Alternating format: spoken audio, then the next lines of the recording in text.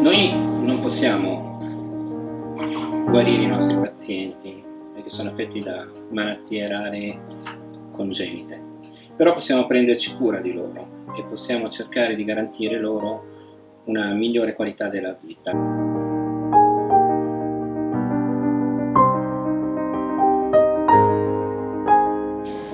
Questa avventura è partita 18 anni fa, il 15 marzo del 2003, quindi quest'anno diventiamo maggiorenni da un certo punto di vista. Pensavamo di raccogliere dei dati entro 6-12 mesi per poter fare una pubblicazione scientifica che potesse dare un aiuto a comprendere meglio un meccanismo patogenetico di una malattia. Siamo ancora qua e da allora ogni volta che entriamo in una stanza e apriamo una porta ci rendiamo conto che ci sono altre 10 porte da aprire e ci stiamo attrezzando per fare in modo che dietro a ognuna di quelle porte ci possa essere una risposta che aiuti i pazienti. In questi 18 anni è cambiato il mondo per noi. Mentre prima analizzavamo un singolo gene tramite un sequenziamento che si chiamava Sanger, adesso possiamo analizzare 100 geni in contemporanea con un sequenziamento che si chiama sequenziamento di nuova generazione. Questo porta ovviamente anche a un accorciamento dei tempi della diagnosi, ma in realtà il fattore più determinante per accorciare i tempi della diagnosi è una presa in carico precoce. Quello che stiamo cercando di realizzare in un certo senso è un modello dalla culla alla tomba.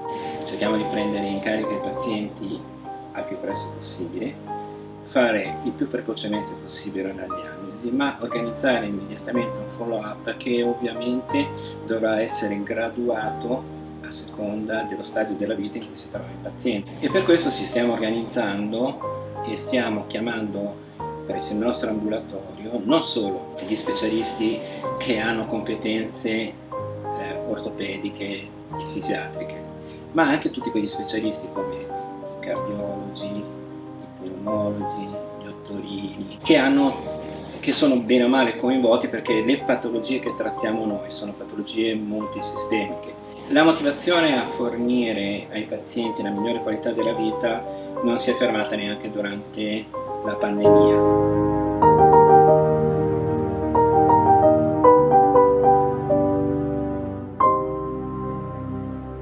Abbiamo messo in funzione una helpline che ha funzionato 24 ore su 24, 7 giorni alla settimana.